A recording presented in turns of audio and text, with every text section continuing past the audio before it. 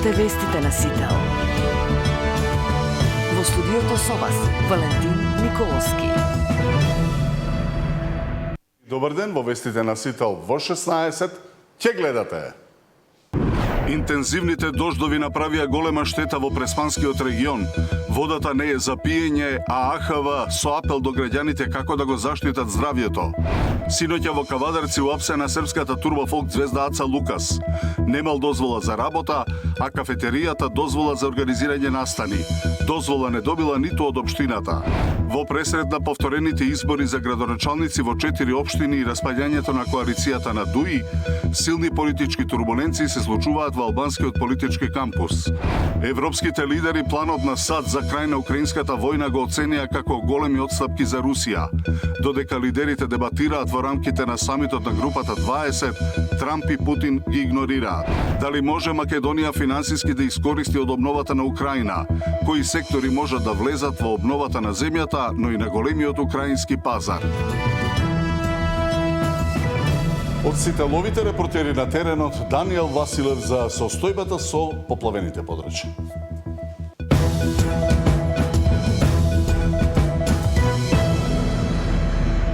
Интензивните дождови направија голема штета во Преспанскиот регион. Водата не е за пиење, а Агенцијата за храна и ветеринарство со апел до граѓаните како да го заштитат своето здравје. Каква е моментната состојба и дали се очекуваат нови интензивни врнежи од дожд? Во живо го прашувам Даниел Василев.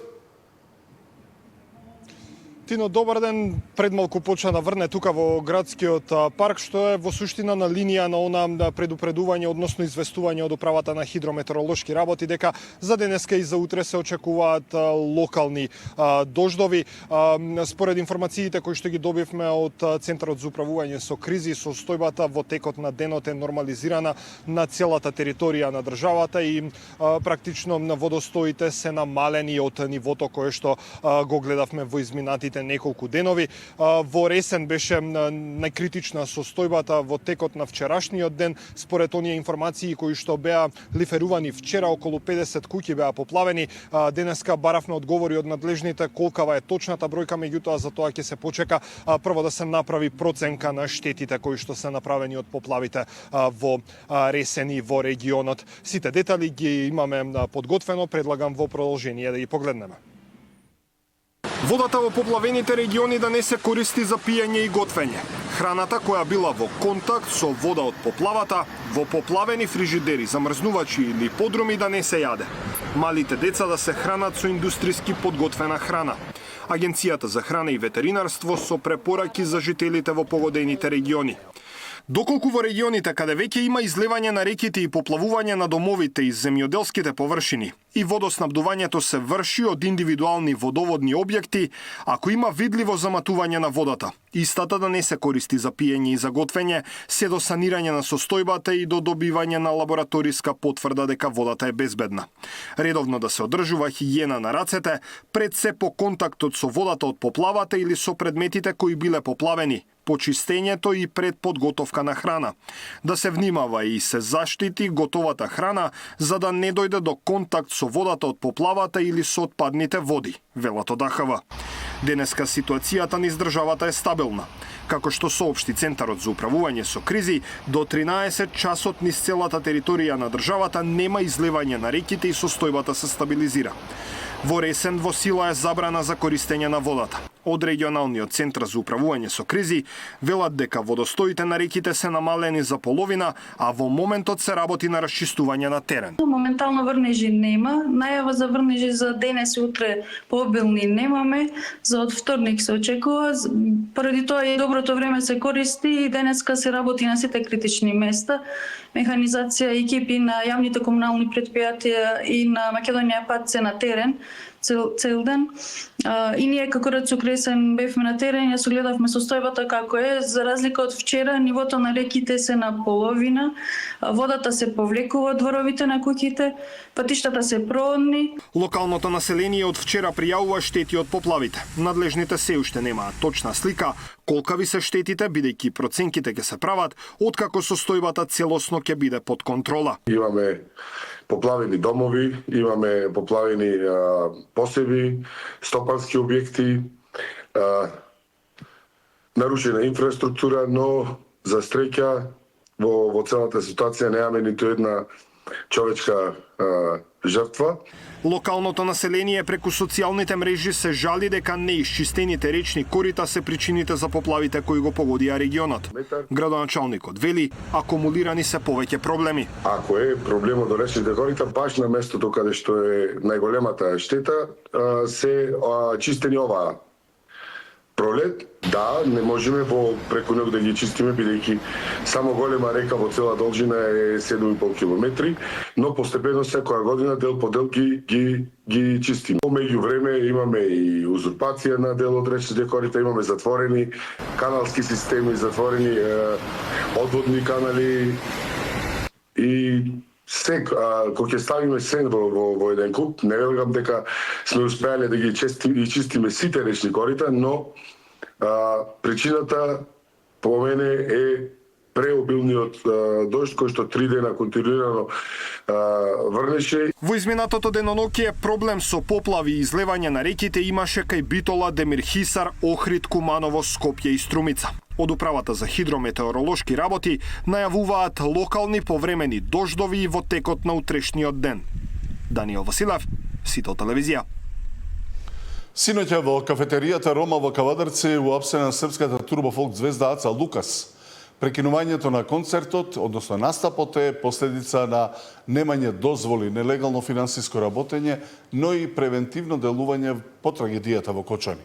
Од МВР го потврдија апсењето на Лукас. Во официјалното соопштение стои при вршење на акцијска контрола во угостителски објекти на подрачјето на Кавадарци од страна на полициски службеници од МВР Кавадарци, Оделението за криминалистички работи при СВР Велес, инспектор за странци, понатаму заедно со Државниот пазарен инспекторат и Државниот инспекторат за труд и управата за јавни приходи, било констатирано дека во угостителски објект во Кавадарци АВ настапувал без потребната дозвола.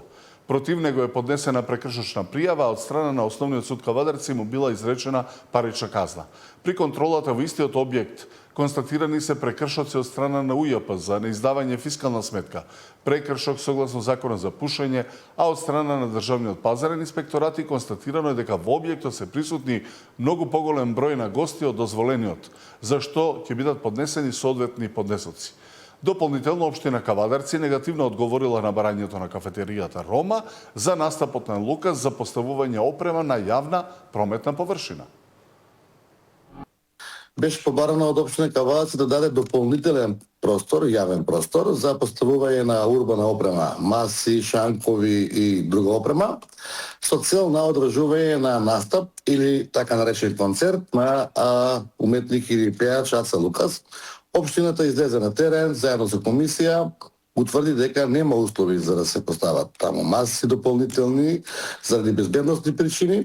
И на 14-11 соодветно е одбиено решение за поставување на дополнителна опрема и е известен собственикот и писмено и успено разговарано со него. Кафетеријата има капацитет со 200 гости, а внатре биле сместени 700 гости. Дека кафетеријата има работно време до 01 на вечер и се наоѓа во дел од стамбена зграда. Дека во самата кафетерија имало тројно повеќе гости колку што треба да има и врз основа на тоа што знаеме дека на самиот изvedувач не бил пријавен во делот на Агенцијата за вработување или Министерството за труд за негов ангажман или организирање на концерт. Така да јас само би кажал дека општина Кавадарци како ажурна општина и општина која што е транспарентна, нема да дозволи ни во еден случај да се случи нешто кое што се случи пред неколку месеци во Кочани и да имаме кафетерии, дискотеки или било што со пренатрупаност, со без мерки за безбедност и да не постапуваме. Во пресред на повторените избори за градоначалници во 4 општини и распаѓањето на коалицијата на ДУИ, силни политички турбуленции се случуваат во албанскиот политички кампус. Европските лидери планот на САД за крај на украинската војна го оценија како големи отстапки за Русија. Додека лидерите дебатираат во рамките на самитот на групата 20, Трамп и Путин ги игнорираат.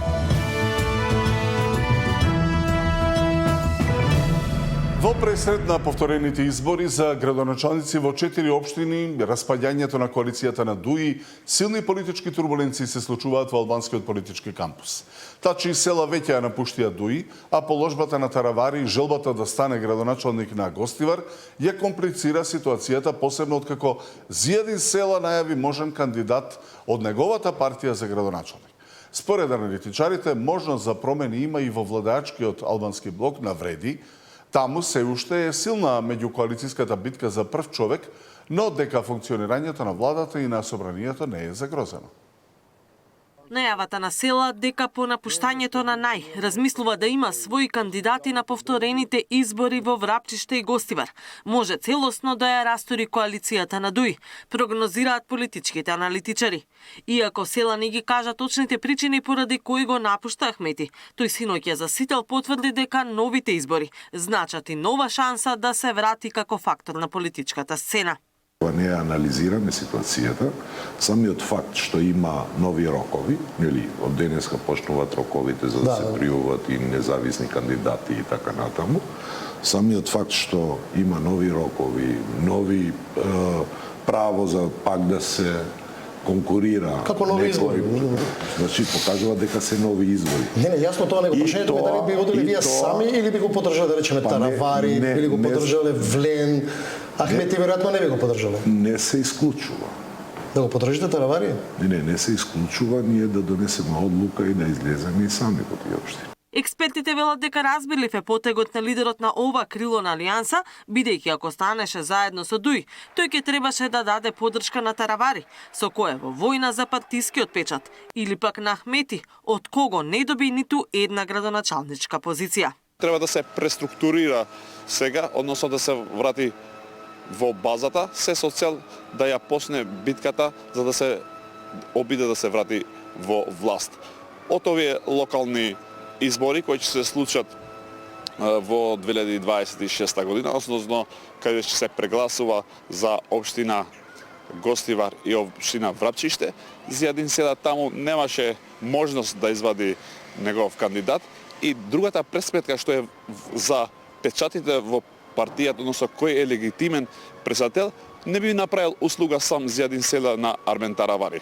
Но дополнително во овие локални избори треба сега да му направи услуга или Ахмети на Таравари, односно и Таравари на Али Ахмети. Но можност за промени има и во владеачкиот албански блок на Вреди.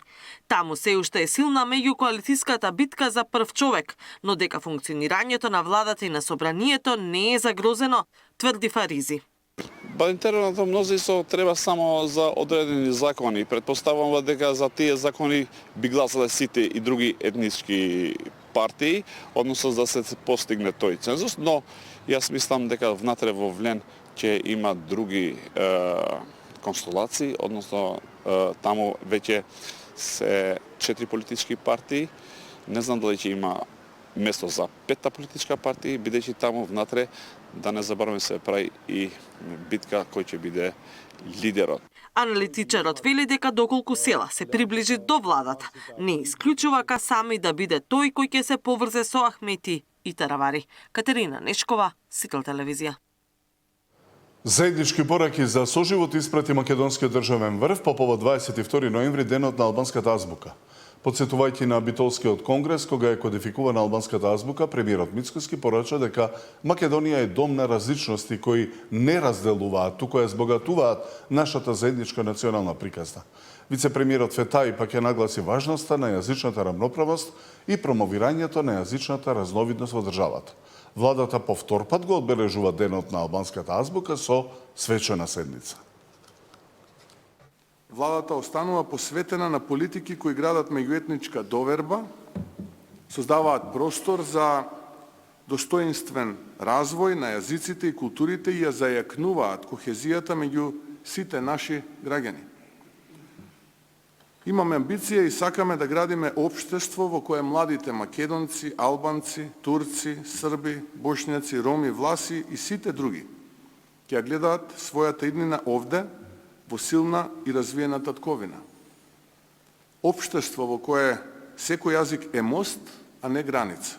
Ова е нашата заедничка татковина и треба сите заеднички да продолжиме да ја градиме, бидејќи тука сме се родиле, тука сме се радувале, тагувале и најверојатно најголемиот дел од нас тука и ќе го завршиме овој наш живот. Јазикот е средство за вклучување, не за исклучување. Јазикот е мост за комуникација, не граница меѓу заедниците. Нашата влада има за цел да обезбеди еднакви услови за развој на сите јазици кои се употребуваат во земјата како дел од една современа визија за соживот и демократско институционализирање. По повод овој знаечен ден за албанскиот народ, користам можност да упатам повик да живееме заедно, да градиме заедно и да чекориме кон нашата заедничка европска иднина. Признание за македонците од Бугарија. Вака го оцени назначувањето за член на МАНУ сега веќе академик Стојко Стојков. Стојков подсети дека притисокот од Софија врз Македонија не е од вчера. Според него блокадата на нашиот европски пат е дел од подолг процес за кој, како што рече, имало знаци уште пред повеќе од 2 децении.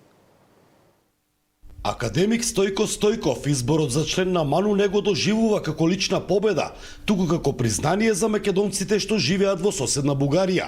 На свеченоста на угада по тој повод отворено зборуваше за долгогодишните предизвици со кои се соочува оваа заедница. Ние се бориме за нешто толку ситно, ама толку важно во демократијата, правото да имаме своји организации со кои што да учествуваме во општествениот живот. Дури не зборуваме за партија, за најобични организации кои што испаѓа дека е невозможно во Бугарија за македонците. И се бориме да се постигне на некој начин признавање на македонското малцинство. Тоа ќе реши не само нашите проблеми, тоа ќе реши многу проблеми на самата Бугарија. Стојков подсети дека притисокот од Софија врз Македонија не е од вчера. Според него, блокадата на нашиот европски пат е дел од подолг процес, за кој, како што рече, имало знаци уште пред 2 децении. Сега Македонија нема кој знае каков избор, освен да се бори. Нема друг избор, бидејќи било какви остапки ќе се само скала кон нови остапки, кој што се скала кон нови остапки и така натаму, и тоа нема да има крај. Додека не се смени рамката политичка која што сега постои во Европа и во односите Бугарија-Македонија, јас не мислам дека може да се очекува некој сериозен прогрес. Како сериозна грешка меѓу двете држави, Стојков ја посочи заедничката историска комисија. Според него, ова тело ја возможува на Бугарија како членка на Европската унија да влие врз македонските наставни програми и индиректно врз идентитетот. За Сител, Трајан Ристовски. Европските лидери планот на САД за крај на украинската војна го оценија како големи отстапки за Русија. И додека лидерите дебатираат во рамките на самитот на групата 20, Трамп и Путин ги игнорираат. Мировниот план на САД за финансиски да искористи од обновата на Украина по постигнувањето на мирот. Кои сектори може да влезат во обновата на земјата, но и на големиот украински пазар, одговори од експертите бараше Наташа Мерцовска. Индиректен бенефит за македонскиот бизнис, но и за државата ќе има евентуалниот крај на војната во Украина, доколку се прифати планот на Трамп. Македонија, како дел од НАТО, се очекува да биде ангажирана во обновата на земјата, но и дел од американските пари да завршат кај нас во инфраструктура, бидејќи 2 стратешки коридори поминуваат преку нас, вели поранешниот министер за финансии Миноски. Затоа, според него, треба да бидеме проактивни, да имаме стратегија и да ги искористиме можностите. Со оглед на тоа дека Македонија е дел на некој начин од од источното крило на НАТО, во тој случај може да се очекува на посреден начин евентуално да се привлечат некакви работи кои што се поврзани со логистика на фирмите кои што ќе учествуваат во обновата на Украина, дел од нашите компании, пред се во сферата на IT технологиите, доколку можат да учествуваат како подизведувачи во активностите кои што ќе се превземаат. Понатаму тоа би значило зголемен интерес можеби на Соединетите американски држави за инвестиции во делот на инфраструктурата. Со прекинот на војната се очекува Европската унија да го зголеми интересот за земјите од Западниот Балкан, што може да резултира со забрзана интеграција. Ова би значило и дополнителен влез на пари. Во сите сфери и во сферата на инфраструктурата, меѓутоа и во јакнењето на капацитетите на државата и државните институции, во привлекувањето на инвестициите, зголемување на инвестициите од Европската унија, со оглед на стратешкото значење што го има Западниот Балкан во целиот овој процес. така да мирното решение во Украина сигурно ќе донесе некаков бенефит и за нас. Планот на Трамп за прекин на војната предвидува со 100 милиарди долари од замрзнатиот руски имот да основа посебен фонд со кој ќе управуваат американците. Дел од тие пари би се насочиле за обнова на Украина, а половина од профитот би добиле САД. Со 100 милиарди долари од продажба на запленетиот руски имот ќе придонесе и Европската унија, кои ќе бидат инвестирани во заеднички вложувања и проекти со САД, се со цел да се избегне повторно разгорување на војната. Наташа Мерсовска, Сител телевизија.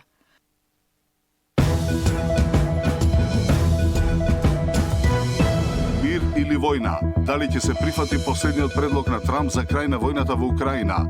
Што губат, а што добиваат завојуваните страни? Колку профитот од обновата на Украина е главен мотив за планот? Каде е ЕУ во договорот? Анализа во тема на денот со надворешно-политичкиот аналитичар Милан Стефановски.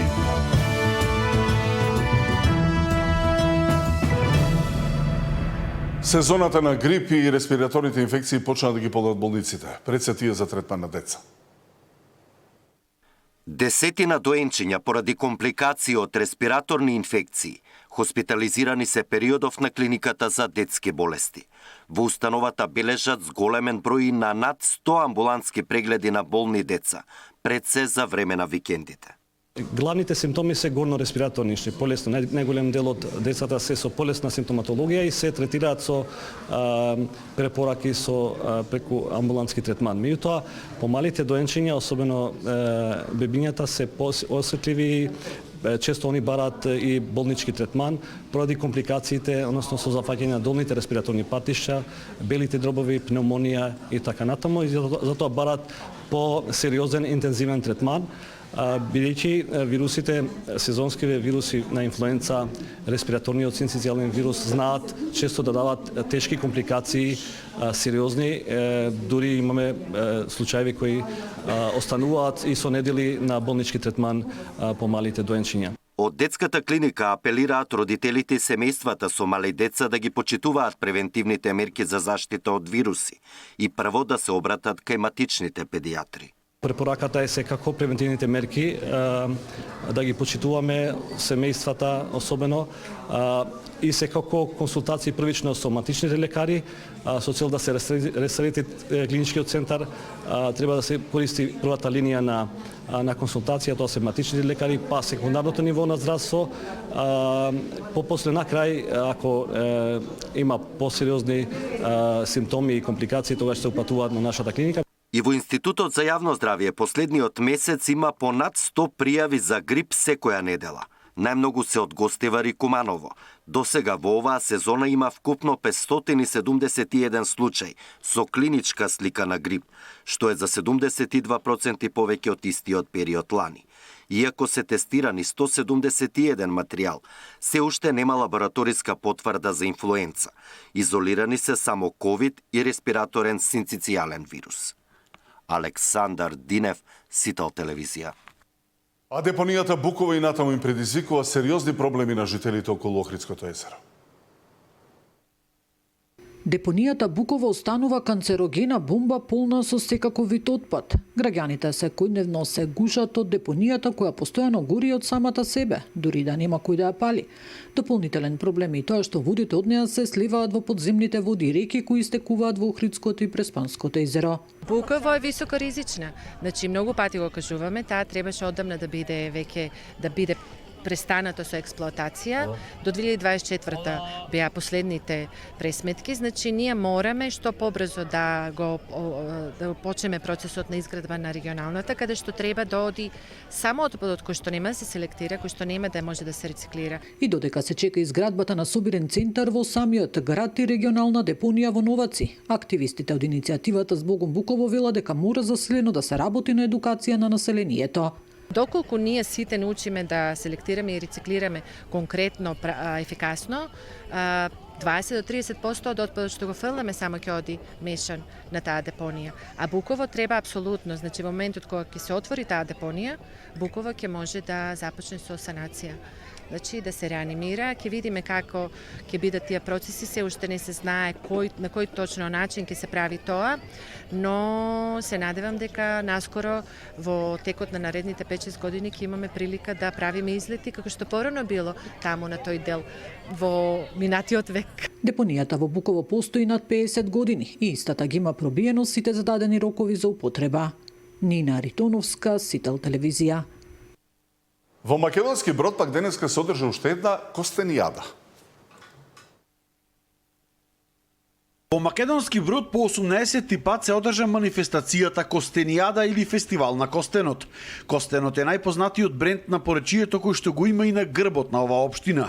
Манифестацијата низ годините прерасна во вистинска туристичка атракција, каде што во нејзин состав се одржуваат изложби на рачни ракотворби од костени, а има и богата културно-уметничка програма со играурни друштва од цела Македонија. Фестивал на костенот се одржува во центарот на градот, на нашиот плоштад, и е навистина многу посетена од цела Македонија, од многу гости.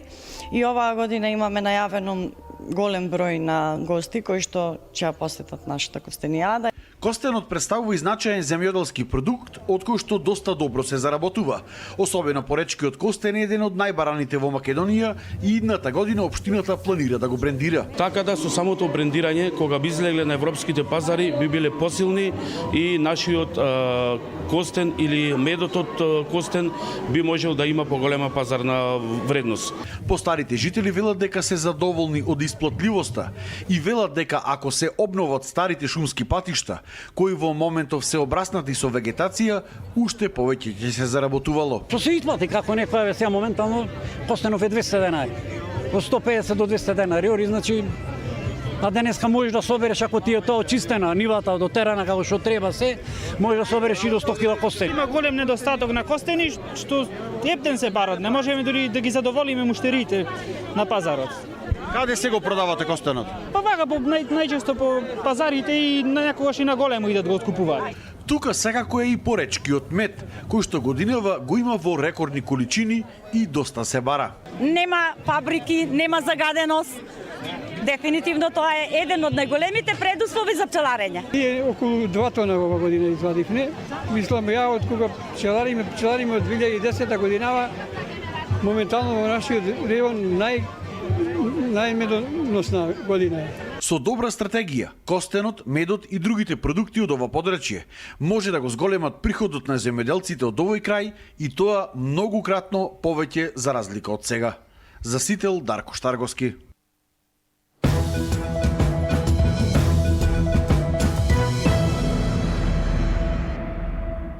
Над 300